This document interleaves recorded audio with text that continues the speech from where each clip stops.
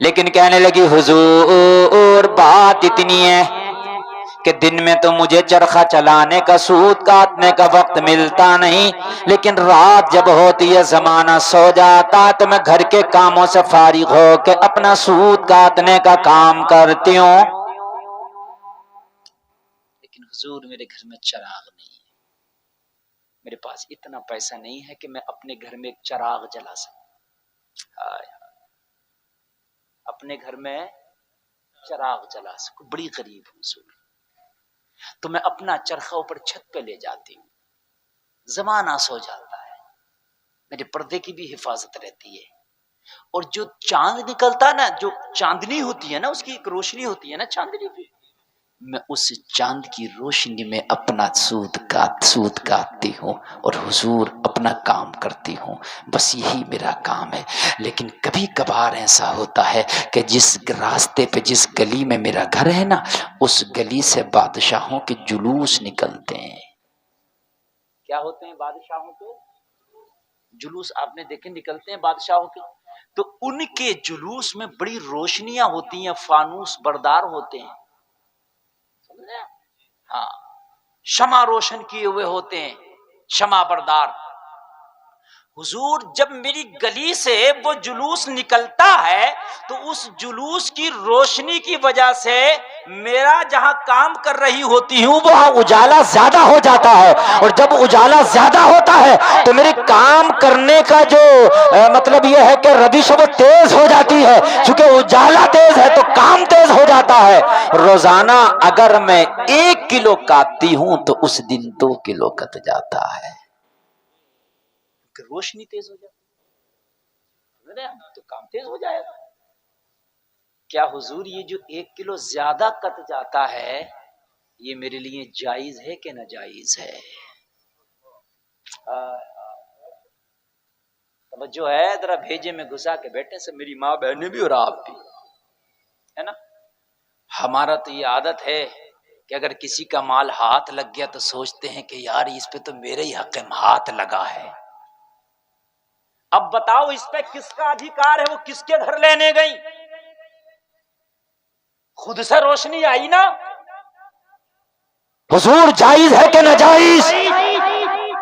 ہائے ہائے، امام مالک نے فرمایا بی بی ایسا لگتا ہے کہ تو حسن بصری کی بہن ہے، ایسا لگتا ہے تو حسن بصری کی بہن ہے۔ کہنے لگی حضور میرا چہرہ تو آپ نے دیکھا نہیں، میں تو پردہ میں بیٹھی ہوں، حضور میں تو کبھی آپ کے پاس تک نہیں آئی، آج پہلی بار مسئلہ پوچھنے آئی ہوں۔ آپ کو کیسے پتا کہ حسن بصری میرا بھائی ہے؟ شریعت کا امام بولا او بی بی یہ تقویٰ اگر ہو تو حسن بصری کی بہن ہی کا ہو سکتا ہے، اور کسی کا نہیں ہو سکتا۔ یہ حسن بصری کی بہن ہی کا تقویٰ ہو سکتا ہے۔ نوجوانوں کاش تمہاری بہنوں کے کردار اتنے اچھے ہوں کہ وہ کردار زمانہ سنے تو کہے یہ فلاں کی بہن ہو سکتی ہے، نہ کہ برائیوں سے یاد کریں۔ اگر فیشن میں تمہارے گھر کی بچیاں اور بہنیں اور بیویاں رہیں گی تو تم یہ نہ سوچنا کہ تیرا نام اونچا ہوگا، تیری بدنامی دنیا میں ہوں گی، مرنے کے بعد تو ذلت و رسوائی تیرا مقدر بنے گی، مگر دنیا میں بھی لوگ کہیں گے یہ عورت اس کے گھر کی ہو سکتی ہے اس لیے کہ اس کا گھر بڑا بدنام ہے، اس کے گھر کا ماحول بڑا خراب ہے، یہی لوگ کہیں۔ حسن بصری کی بہن کا تقویٰ ایسا تھا کہ امام مالک نے مسئلے کی نوعیت کو سن کر ہی کہہ دیا تو حسن بصری کی بہن۔ معلوم ہے کیا فرمایا آپ نے؟ کہا بی بی مسئلہ سننا چاہتی ہے تو سن، کسی دوسرے کے لیے یہ کٹا ہوا سوت جائز ہے، تیرے لیے ناجائز ہے، تیرے لیے ناجائز اور دوسرے کے لیے جائز۔ کہنے لگی حضور جب مسئلہ ایک ہے تو حکم الگ الگ کیوں؟ یا تو سب کے لیے جائز یا سب کے لیے ناجائز۔ کہا حسن بصری کی بہن تو تقوی کے اس معیار پر فائز ہے کہ تیرا تقوی بھی اس کی بھی اجازت نہیں دیتا کہ دوسرے کی روشنی سے حاصل کیا ہوا کام اس سے تو پیسے اور رقم حاصل کرے. تیرا تقوی اجازت نہیں دیتا. رہی بات فتوے کی تو وہ عام مومنین کے لیے ہے، مگر تیرا تقوی عام مومنین سے اعلیٰ ہے.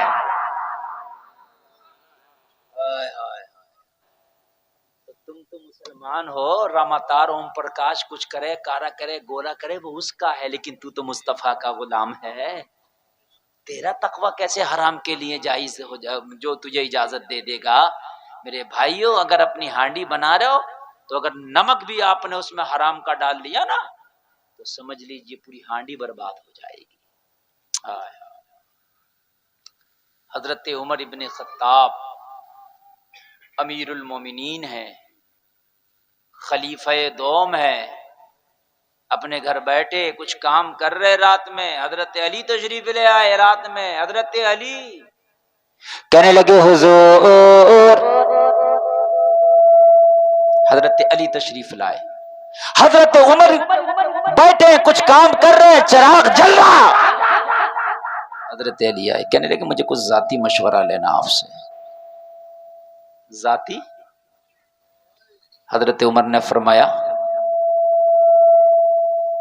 کیا کوئی بٹن یار تمہارا کیا ہے، کیسا ہے، بغیر چھوئے بھی ہو رہا ہے کہ یہ؟ میں نے تم سے کہا تھا کہ ای کو اور اس کا سب کچھ چاہے ختم کر دو، بڑی اچھی تقریر چل رہی ہے مگر تم مانو گے نہیں. بس تو پتہ نہیں کیا بات ہے یار، اتنی دور کے بیٹھ کے بھی یہ ہمیں سکھا دو یہ عمل. توجہ کریں توجہ کریں، اب تقریر بہت اچھی چل رہی ہے، سمجھ میں آ رہی ہے کہ نہیں آ رہی ہے نا؟ آپ سنتے رہیں، آپ سنتے رہیں انشاءاللہ. حضرت عمر سے حضرت مولا علی فرماتے ہیں کہ میں کچھ ذاتی مشورہ لینے آیا. حضرت علی نے کہا ذاتی مشورہ؟ حضرت عمر نے فرمایا رک جاؤ. جو چراغ جل رہا تھا بجھا دیا. کیا کیا؟ جو چراغ جل رہا تھا کیا کیا؟ بجھا دیا. اچھا ان عورتوں کے بات سمجھ میں نہیں آ رہی ہے، اپنی باتوں میں لگی ہوئی، جبکہ ان کے کام کی زیادہ باتیں کر رہا ہوں میں. گھر میں جو کھانا بناتی ہے یہ محکمہ عورت کے ہاتھ میں ہے، ٹھیک ہے نا؟ کھانا لقمہ حلال ہونا چاہیے، روزی حلال ہونا چاہیے، اس لیے ان کے کام کی باتیں زیادہ ہیں. کان کھول کے سنو، کوئی اٹھنے کی کوشش نہ کرے، جہاں بیٹھی ہے وہیں بیٹھ کے سنتی رہی میری بات. چراغ بجھا دیا، دوسرا چراغ جلایا، اس کے برابر میں رکھا تھا، اور وہ جلا کے حضرت علی سے فرمایا کہ اب بتاؤ کیا مشورہ لینے آئے ہو. کالی ٹوپی والے کان پکڑ کے ادھر سمجھے؟ کہا اب بتاؤ کیا مشورہ لینا ہے. مولا علی نے فرمایا مشورہ بعد میں لوں گا، پہلے یہ بتاؤ کہ جب چراغ جلی رہا تھا تو بجھا کیوں دیا، اور جب بجھا دیا تھا تو دوسرا جلا کیوں دیا؟ چراغ ہی بجھایا اور چراغ ہی جلایا. ایسا تو نہیں تھا نا کہ آپ نے صاحب بلب بجھا کے سی ایف ایل جلائی، اس کی روشنی زیادہ تھی. چراغ ہی بجھایا اور چراغ ہی جلایا. اگر جلانا تھا تو بجھایا کیوں، بجھانا تھا تو جلایا کیوں؟ یار ہم نے اس نبی کا کلمہ پڑھا ہے جس کے ایسے غلام ہیں، علی و عمر جیسے جس کے غلام ہیں، اس نبی کا کلمہ پڑھا ہے. تو جو نبی علی اور عمر کا ہے وہی نبی تیرا اور میرا ہے. جو خدا علی و عمر کا ہے وہی خدا تیرا اور میرا ہے. جب شریعت ان کے لیے یہ ہے تو پھر ہمارے لیے اتنی چھوٹ آزادی کہاں سے ہو جائے گی؟ کہاں سے ہو جائے گی؟ نہیں ہو سکتی. حضرت عمر نے فرمایا بات یہ ہے کہ میں جو یہ کام کر رہا تھا یہ کام سرکاری کام تھا. کون سا کام تھا؟ خلیفہ تھے نا، تو خلافت سے ریلیٹڈ کام ہے. اس سے ریلیٹڈ خلافت سے، تو سرکاری اس لیے میں نے کہہ دیا تھا کہ آپ کے سمجھ میں آئے. ٹھیک ہے، حکومت کا کام تھا، حکومت سے ریلیٹڈ کام تھا. تو علی یہ جو چراغ جل رہا ہے اس چراغ میں جو تیل ہے وہ حکومت کے پیسے کا ہے. اس میں جو چراغ میں تیل جل رہا ہے وہ تیل بیت المال کے پیسے سے آیا ہوا تیل ہے. کام سرکاری ہے اس لیے سرکاری تیل پہ ہو رہا تھا، اب علی مسئلہ ذاتی ہے تو سرکاری تیل پہ نہیں ہوگا، سرکاری چراغ بجھا کے ذاتی چراغ جلایا ہے۔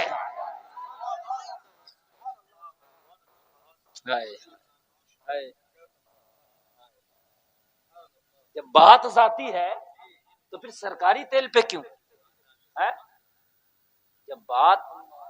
جب بات ذاتی ہے بھائی، میرا اور آپ کا پرسنلی معاملہ ہے تو پرسنل تیل جلے گا۔ یہ تقویٰ ہے۔ جتنی دیر حضرت علی گفتگو کرتے رہے حضرت عمر کا پرسنل چراغ جلتا رہا، جب حضرت علی تشریف لے گئے تو پھر سرکاری والا جلا دیا۔ یہ عمر کا تقویٰ اور حال سنو اب عمر کا۔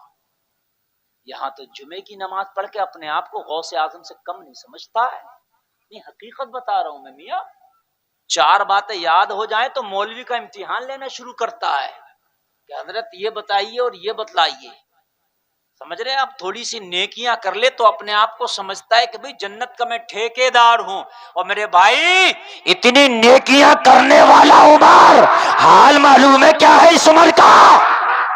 آخری وقت جب وصال کا وقت، موت کا وقت حضرت عمر کا قریب ہے، یہ حضرت عمر موت کا وقت جب قریب ہے، حضرت عمر کو خنجر مارا گیا تھا مسجد میں، خنجر، اور حضرت عمر کی حالت بہت نازک ہو گئی اس خنجر کی وجہ سے۔ تقویٰ تو میں نے بتا دیا نا آپ کو عمر کا، میں بتا رہا ہوں۔ ہم تو سوچتے ہیں کہ جنت تو بالکل میاں رکھی ہوئی ہے، ایک جلسہ کرا لیا بس جنت کنفرم ہے، مسجد میں 500 روپے کا چندہ دے دیا، جنت تو اب بالکل کنفرم ہے۔ امام صاحب نے کہہ دیا اللہ جزائے خیر عطا فرمائے، جنت میں اعلیٰ مقام عطا فرمائے۔ امام کا کام دعا کرنا ہے، مگر یہ مت سمجھو کہ خالی 500 روپے دے کے اعلیٰ مقام کے بالکل ٹھیکیدار ہو گئے۔ دعا ہے، دعا کرنا کام ہے، کرنے کا دعا۔ میں نے اس پہ ناز نہ کرو، یہ سب کچھ کرنے کے باوجود بھی اگر اللہ قبول کر لے تو بڑی بات ہے، ورنہ پھنس جاؤ گے۔ ایک نمک کی کنکر پہ اللہ چاہے تو تمہیں پھنسا دے۔ پھنسا کیا دے؟ وہ پھنساتا تو وہ کوئی آدمی آپ کے ساتھ چیٹ کر رہا ہے، وہ تو حق ہے، اگر وہ تمہیں جہنم میں ڈالے اس کا انصاف ہے، اس کا عدل ہے، اگر وہ تمہیں جنت دے دے تو اس کی رحمت ہے۔ سنیں ذرا سنیں، مجھے بہت مزہ آ رہا ہے تقریر کرنے میں، اگر آپ سن رہے ہیں تو، اور اگر نہیں سنیں گے تو ابھی اگلے 45 دن کوئی تاریخ خالی نہیں ہے، 45 دن تک سناؤں گا۔ یہ تھوڑی ہے کہ میں کچھ آج نہیں سنا رہا ہوں، نہیں سنو گے مجھے ٹینشن ہوگی، مجھے تو مزہ آ جائے گا، مت سنو کل سناؤں۔ روز سننے والے تیار ہیں، اور کئی ہزار لوگ سنتے ہیں، تو مجھے تو ٹینشن ہے نہیں، ٹینشن آپ کو، سنو گے تو سناؤں گا، نہیں سنو گے چلا جاؤ۔ بات بہت اچھی چل رہی ہے، یہ تقویٰ حضرت عمر کا۔ اب ذرا سنیے، خنجر مارا حضرت عمر کے، حالات بہت نازک۔ حضرت عمر کو دودھ پلایا گیا۔ اس وقت جب خنجر مار دیا گیا تو خنجر اتنا گہرا تھا، جب حضرت عمر نے دودھ پیا نا تو جہاں سے خنجر لگا تھا پسلیوں کے راستے سے دودھ باہر نکل گیا۔ بہت گہرا تھا، جہاں ہم کھاتے ہیں معدے میں، جہاں ہماری غذا پہنچتی ہے نا، اس معدے کو بھی زخمی کر گیا تھا۔ تو حضرت عمر کا جب دودھ باہر نکلا جہاں خنجر لگا تھا، حکیم نے کہا حضور وقت آپ کے پاس بہت کم ہے، حضور وقت بہت کم ہے، اگر کوئی وصیت کرنا ہے تو کر جائیں۔ اس عمر کی بات کر رہا ہوں میرے بھائیو، جس کے بارے میں آمینہ کے لال کا ارشاد ہے، میرے بعد اگر کوئی نبی ہوتا تو عمر ہوتا۔ میں کسی چھوٹے موٹے کی بات نہیں کر رہا، میں کسی ارے غیرے کی بات نہیں کر رہا، میں کسی مولوی مفتی کی بات نہیں کر رہا، میں کسی پیر فقیر کی بات نہیں کر رہا، میں اس کی بات نہیں کر رہا جس کے نعرے مریدوں نے لگائے ہو، میں اس کی بات نہیں کر رہا جس کو مرید کہتے ہیں کہ صاحب میرا پیر ایسا ہے، میرے پیر کی یہ کرامت، میں اس کی بات نہیں کر رہا، میں اس کی بات کر رہا ہوں جس کے بارے میں مصطفیٰ نے فرمایا آسمان کے ستاروں کے برابر کسی کی نیکیاں ہیں تو میرے عمر کی ہیں۔ میں اس کی بات نہیں کر رہا کہ جسے کسی مولوی نے سمجھا کے کلمہ پڑھایا ہو، میں اس عمر کی بات کر رہا ہوں جس کو نبی نے دعا میں مانگ کے کلمہ پڑھایا تھا. میں اس کی بات کر رہا ہوں. میرے نبی نے دعاؤں میں مانگا تھا عمر کو, یا اللہ مجھے یہ عمر دے دے. مرتبے تو خدا کی قسم پوری دنیا میں ایسی شان تو لے کے آؤ, مجھے نہیں لا سکتے آپ. پوری دنیا میں ایسی شان کا حامل نہیں لا سکتے کسی کو. نبی نے مانگا, کسی مولوی یا مفتی نے سمجھا کے کلمہ نہیں پڑھایا, مدینے والے آقا نے دعاؤں میں مانگ کے کلمہ پڑھایا, دار ارقم میں بلا کے کلمہ پڑھایا. اور ایسے نہیں کلمہ پڑھایا. نبی نے کلمہ پڑھا کے کہا عمر کلمہ تو نے پڑھ لیا ہے, تیری ذات سے بھی اسلام کو بہت فائدہ ہوگا. واہ, جس فلسطین میں آج یہ ظالم بربریت کا ننگا ناچ نچا رہے ہیں, جہاں بے گناہوں کا قتل عام کر رہے ہیں, وہی جو ہے بیت المقدس حضرت عمر کے ہاتھ پہ اللہ نے فتح دی تھی. حضرت عمر اس کے فاتح ہیں بیت المقدس کے. عراق, سیریا, جارڈن, کتنے ملک ایسے ہیں, ایران حضرت عمر کے دور خلافت میں فتح ہوئے. سبحان اللہ بولو یار, سبحان اللہ. حضرت عمر کے دور خلافت میں حضرت حسین کی شادی ہوئی. جب ایران کو فتح کیا, ایران کے بادشاہ کی بیٹی قیدی بن کے شہربانو مدینہ آئی تھی. حضرت عمر نے شہربانوں سے حضرت حسین کا نکاح کرایا تھا. سبحان اللہ, یہ حضرت عمر ہے. لیکن جب حضرت عمر کے پسلی سے دودھ باہر نکلا, زخم سے دودھ باہر نکلا, تو حکیم نے کہا کہ وقت بہت کم ہے, حضور ہو سکے تو کوئی وصیت کر دیں. حضرت عمر نے اپنے بیٹے عبداللہ کو بلایا, جوان بیٹا تھا. عبداللہ میرے قریب آؤ, جب تک بولنے کی طاقت ہے کچھ آپ تم سے کہہ جاؤں, کچھ بتا جاؤں. عبداللہ میرے قریب آؤ. جوان بیٹے عبداللہ کو میرے مصطفیٰ نے, میرے عمر نے قریب فرمایا. اور جب بیٹا قریب ہو گیا, باپ کا بالکل آخری وقت ہے, حضرت عمر کا تکلیف کی وجہ سے چہرہ سرخ ہے, بدن بہت زیادہ گرم ہے.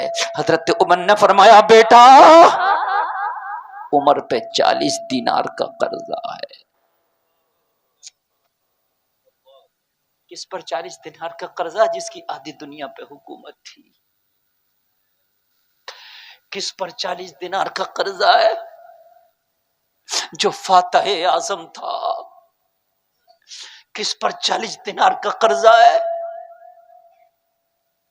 کہ جس نے پوری آدھی دنیا پر 23 لاکھ مربع میل پر 10 سال تک حکومت کی. کوئی مہینہ 2 مہینے کی بات نہیں کر رہا ہوں میں, 10 سال تک حضرت عمر کا دور خلافت رہا. 23 لاکھ مربع میل پر. افریقہ کے ساحلوں تک حضرت عمر کے نام سے باغی تھراتے اور کانپتے تھے. یہاں تو اگر ایک ممبر بن جائیں, ایک منتری بن جائیں تو 7 نسلوں سے نہ کھایا جائے, پھر بھی ہمیں غدار کہا جاتا ہے. ایک منتری بن جائے, اس کی کوٹھی الگ دکھتی ہے, اس کا فارم ہاؤس الگ دکھتا ہے. یہ عمر ہے کہ 23 لاکھ مربع میل پر حکومت ہے, آدھی دنیا پر حکومت ہے, 10 سال حکومت کا پیریڈ ہے. اپنے بیٹے سے وصال کے وقت کہہ رہے عمر پہ 80 دینار کا قرضہ ہے. 80 دینار کا. بیٹے ایک کام کر,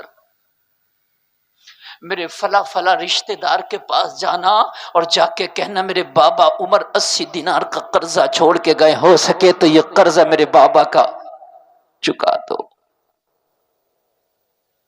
سب سے پہلے یہ نہیں کہہ کے گئے کہ وہاں مکان بنانا, وہ پلاٹ بیٹا ہے اس پہ قبضہ کر لینا, وہ زمین ہے اس پہ قبضہ کر لینا.